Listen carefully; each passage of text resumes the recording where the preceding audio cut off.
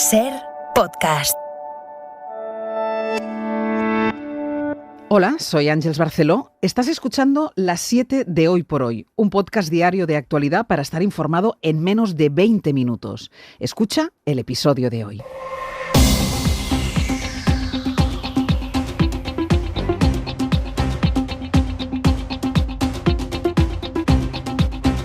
Hola, muy buenos días. México se repone de lo que, por lo que apuntan los primeros balances, se ha quedado en un gran susto esta madrugada. Un terremoto de más de 7 grados de magnitud con epicentro en Acapulco. Justo hoy se cumplían 4 años del sismo de Chiapas, el mayor en 100 años, lo que ha revivido el miedo en todo el país. ¡Se está temblando! Está temblando. A ver, calma. Está en este momento. Por favor, Sí, hay que salir. Volvemos en un momento. Así es como lo narraban en una emisión en directo en la radio, ese instante en que les sorprendía el temblor que de momento deja a una persona fallecida, pero imágenes de cascotes y daños en varias carreteras. José Luis Astreola. Hola, buenos días. El Instituto Sismológico Mexicano ha registrado ya más de 70 réplicas y esta misma noche ha comparecido el presidente del país, López Obrador, con un mensaje de calma.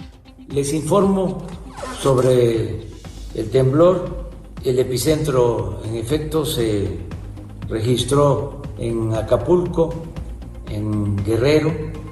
Afortunadamente no hay daños en ese estado, daños mayores. Y de momento, Bayo, el balance apunta a eso, ¿no? A un gran susto. Pues sí, parece que afortunadamente se va a quedar en eso, a pesar de que el temblor se ha producido en la costa de Acapulco, a unos 400 kilómetros al suroeste de la capital. Sus sacudidas se han sentido en prácticamente todo el país, incluida la capital, cuya alcaldesa, Claudia Sheinbaum.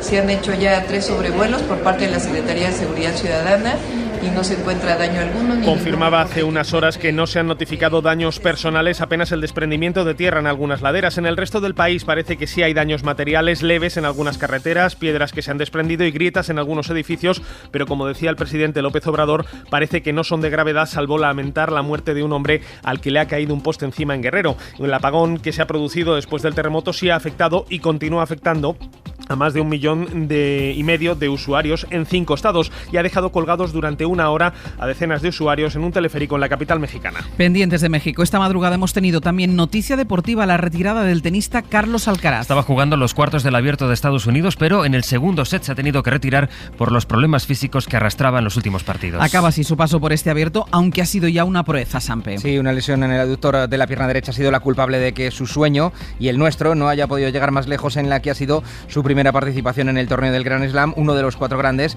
y en el que se ha metido en el bolsillo el público neoyorquino, que volvió a despedirle con otra ovación. 6-3 y 3-1 el resultado final. Con el gran torneo que ha hecho el lunes pasará del 55 del mundo al 38 y por delante le quedan 3 meses de competición con los que podría subir los 6 puestos que le permitirían además ser cabeza de serie en otro grande, el Abierto de Australia, que abrirá el calendario de 2022.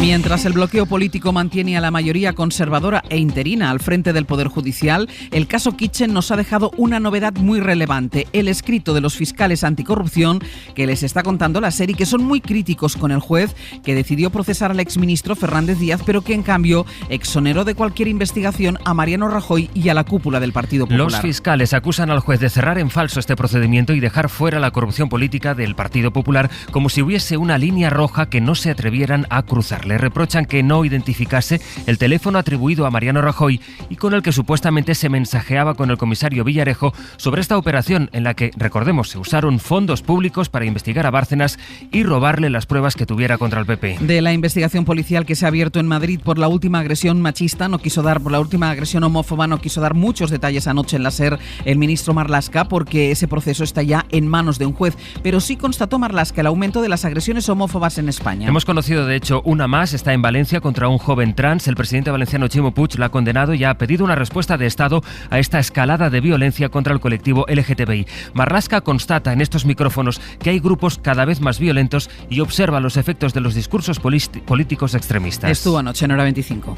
No en toda actuación, no en toda conexión, pero evidentemente en los discursos públicos, donde se pisa esa línea tan firme, es decir, no hace falta pasar la línea. Se han incrementado los los delitos de odio en general. Últimamente se ha identificado que son más violentos los ataques contra la comunidad LGTBI. En lo económico, el Gobierno tendrá que subir el salario mínimo sin el concurso de la patronal, que se desmarca de las negociaciones. Trabajo busco ahora atraer a los sindicatos. Ya han subido los embargos de viviendas en España. De hecho, se han disparado hasta alcanzar su nivel más alto en 4 años. Y confirma así una tendencia al alza, Jordi Fábrega. Es el tercer trimestre consecutivo en el que los embargos de vivienda habitual superan las 3.000 intervenciones. Según el INE, entre abril y junio hubo 3.243, que es la cifra más alta desde principios de 2017.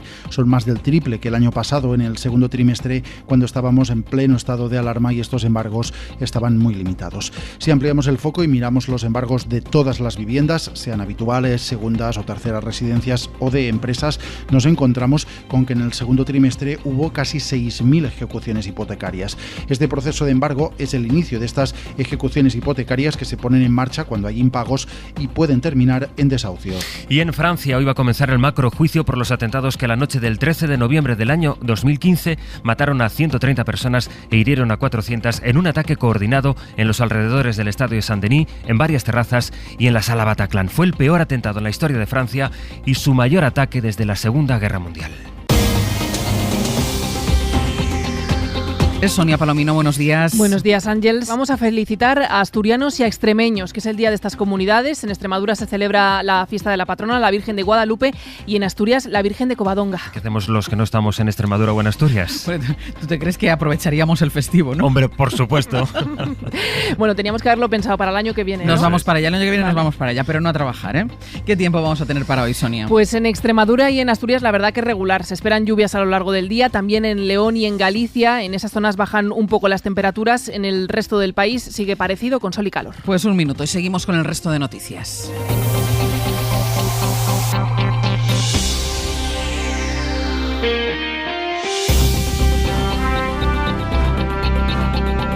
El Consejo Interterritorial se reúne hoy de nuevo para estudiar a qué pacientes pone la tercera dosis de la vacuna, Sonia. La ministra Darias y las comunidades analizarán la decisión de la Comisión de Salud para poner la tercera dosis solo a 100.000 pacientes inmunodeprimidos, no a todos.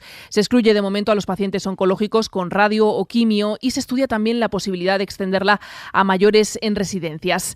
Sobre la evolución de la pandemia, remite la quinta ola. La incidencia está ya en 160 casos por cada 100.000 habitantes.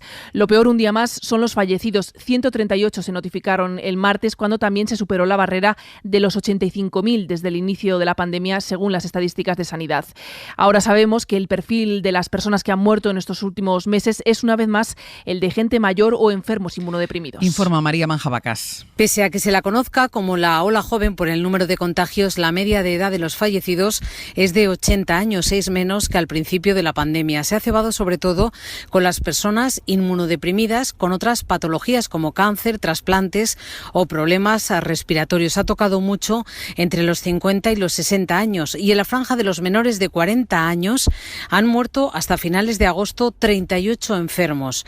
Siendo muchos, al hacer la comparativa se ve la reducción. En esta franja de edad la ola más mortífera fue la tercera, entonces murieron 114, en esta en torno a 40. Lo que está claro es que la letalidad de esta quinta ola, aunque ha sorprendido a muchos expertos que no esperaban tantos fallecidos, es muy inferior gracias a las vacunas. Ahora mismo mueren 2 pacientes de cada 10.000 contagiados. En Cataluña el Gobierno ha levantado las restricciones a las reuniones sociales coincidiendo con la diada. De hecho, van a permitir manifestaciones en movimiento que hasta ahora estaban prohibidas. Radio Barcelona, Núria Pujadas, buen día. Buen día. Sí, cambios que llegan justo para este día tan señalado, la diada, y que permitirán que sea posible el recorrido desde Plaza Urquinaona hasta la estación de França, como ha planificado la Asamblea Nacional Catalana, ya que se elimina la obligación de que las concentraciones sean estáticas y los accesos al transporte público más cercano también podrán estar abiertos este sábado. Aún así, se mantienen las limitaciones de 1,5 metros de distancia entre los asistentes, que no sean del mismo grupo, mascarilla obligatoria y limitación también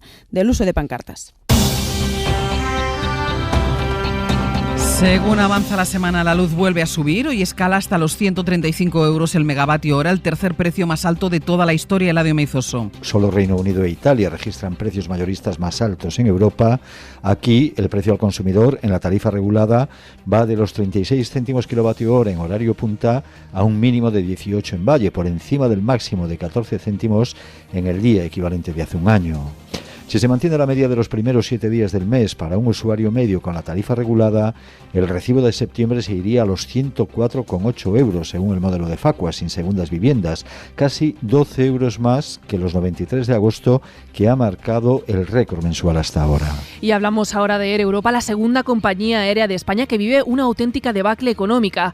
Después de recibir el año pasado un rescate del gobierno de 475 millones de euros, ahora va a necesitar otro, aunque todavía no se conoce la cuantía. Gillian Ayala, buenos días. Hola Ángels, buenos días. Las pérdidas de la compañía pesan más que esos casi 500 millones de euros que en noviembre del año pasado inyectó el Estado en la aerolínea a través de la SEPI, de la Sociedad Estatal de Participaciones Industriales. No han sido suficientes. Air Europa ya ha gastado la mitad del dinero de ese rescate y prevé gastar la otra mitad de ese préstamo participativo antes del 31 de diciembre de este año. Según las últimas cuentas que la compañía ha depositado en el registro mercantil, sigue en números rojos y con malas perspectivas para el próximo año. Si nos fijamos en las cifras, Air Europa obtuvo de beneficio en 2019 27 millones de euros y en el siguiente ejercicio, en 2020, las pérdidas fueron de 427 millones de euros.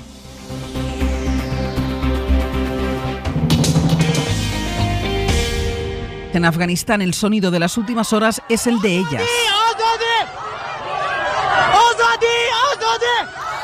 Son las mujeres afganas que se han atrevido a salir a la calle en la mayor protesta hasta la fecha contra el nuevo régimen. No hay mujeres, ni una sola, en el gobierno interino que han nombrado ya los talibanes. Está formado únicamente por hombres fundamentalistas y algunos de ellos muy próximos a la organización terrorista Al-Qaeda. Corresponsal en la zona, Luis Miquel Hurtado.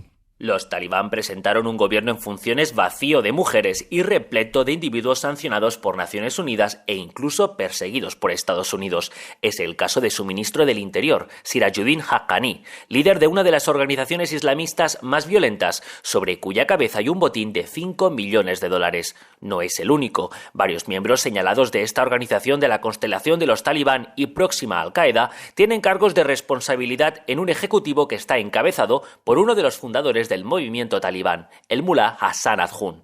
Tal gabinete no es del agrado de Occidente. Estados Unidos asegura que no se plantea reconocerlo, lo que dificultará el acceso de Afganistán a sus fondos congelados en el exterior. Esto repercutirá sobremanera en millones de afganos que salieron ayer por cientos a las calles de las principales ciudades del país a exigir a los talibán más respeto por los derechos humanos que antaño y más inclusividad. La respuesta de los fundamentalistas ha sido, hasta el momento, la represión. Francia echa desde hoy la vista atrás al 13 de noviembre de 2015. A uno de los momentos más terribles de su historia reciente, la cadena de atentados yihadistas que empezaron en la Sala Bataclan, interrumpiendo ese concierto que escuchábamos. Hoy empieza en París el juicio contra los autores de la masacre, que acabó con la vida de 131 personas, entre ellas el español Juan Alberto González. Su madre estará hoy en la sala para buscar respuestas. París, Sara Canals, buenos días. Buenos días. Entre las personas que participarán en el juicio figuran cientos de familiares de víctimas. Una de ellas es Cristina Garrido, granadina y residente en Madrid, madre de Juan Alberto González, asesinado aquel 13 de noviembre en la Sala Bataclan. Vengo fundamentalmente para estar presente en la causa, porque es más bien una necesidad que siento de saber y escuchar ¿por qué pasó el atentado? Juan Alberto tenía 29 años, era ingeniero industrial y hacía 3 años que trabajaba en París. Era todo corazón, le gustaba la música, el teatro, tocaba el piano y tocaba la guitarra. Ese mismo viernes a las 5:30 de la tarde me llamó para decirme que iba a ir a un concierto. 6 años después de aquel concierto, hoy desde París, Cristina busca respuestas. ¿Por qué Seguridad Nacional de Francia no puso los medios al estar amenazada la Sala Bataclan y el grupo que actuaba esa noche? Quiero ver si la justicia va a actuar sobre ello y si toman medidas para que esto no vuelva a suceder. Y de la justicia espero que el terrorista sea condenado a cadena perpetua y no salga jamás de la cárcel. Para ello deberán pasar 9 meses, 140 días de audiencias y un veredicto previsto para finales de mayo del año que viene. La Comisión Europea reclama multas millonarias a Polonia por vulnerar la independencia de sus jueces. Bruselas da este paso después de que el gobierno polaco no haya accedido a eliminar el organismo con el que controla a los magistrados, llegando a suspenderles si no actúan según su criterio. Corresponsal comunitaria Griselda Pastor, buenos días. Buenos días. Las palabras no valen y la Comisión no está dispuesta a dejar que en Polonia los radicales se salgan con la suya. Por esto, esta demanda al Tribunal de Luxemburgo que le imponga sanciones por incumplir una medida cautelar que obligaría a suspender un tribunal disciplinario que mina, visto desde Bruselas, la libertad judicial. Es un pulso con riesgo, porque la Comisión aún no ha aprobado el plan de recuperación polaco y estamos a pocos días ya de otro proceso por vulnerar los derechos del colectivo LGTBI, un tema sobre el que en Bruselas esperan una respuesta el 15 de septiembre y en el que queda bastante claro ahora Bruselas está poco dispuesta a realizar concesiones. A 3 semanas de dejar el cargo que ha ocupado durante 16 años, la canciller alemana Angela Merkel ha abandonado su habitual tono moderado para echar un cable a su partido. La CDU lo tiene muy negro, todas las encuestas pronostican un debacle de su candidato, así que en el que todo parece será el último discurso de Merkel en el Bundestag, ha entrado de lleno en campaña. Corresponsal en Berlín, Carmen Viñas. Merkel entra en campaña electoral sin anestesia y desde el Bundestag, dinamitando así la tradicional neutralidad de la Cancillería. Irreconocible, se sacudió al fin la tibieza por su partido, con la intención de voto más baja de su historia, un 20%. Empezó firme con un ataque a su vicecanciller y candidato de los socialdemócratas Olaf Scholz, y ya el resto de la intervención fue un mitin. No es igual quien gobierne. Los ciudadanos tienen que elegir o bien un gobierno con el SPD y los verdes, que acepta o al menos no excluye el apoyo de la izquierda. Digo solo la verdad, continuó la canciller. O habrá un gobierno dirigido por Laschet que llevará a nuestro país hacia el futuro con moderación. Avergüénzate, gritan en la sala, y la canciller no se calla. Dios mío, qué alboroto. No sé dónde tienen que celebrarse estos debates si no es aquí. La bronca estaba servida y el resto de candidatos a canciller aprovechó su turno para hacer campaña. La prensa alemana, atónita, no sabe si interpretarlo como un ataque de pánico de los conservadores o como una advertencia de la canciller del Este ante su dolorosa experiencia. Y hay todavía algo más de la actualidad internacional, Sonia. Sí, sumamos el sonido de las calles de México. De las celebraciones en las calles de las mujeres que ahora podrán abortar libremente, ya no irán a la cárcel por ello. La Corte Suprema ha declarado inconstitucional penalizar la interrupción del embarazo, como ocurría hasta ahora en 28 de los 32 estados del país. Suscríbete a las 7 de Hoy por Hoy. Todos los episodios y contenidos adicionales en la app de Cadena SER y en nuestros canales de Apple Podcast, Spotify, iVoox, Google Podcast y YouTube. Escúchanos en directo en la SER de lunes a viernes a las 7 de la mañana. Cadena SER. La radio.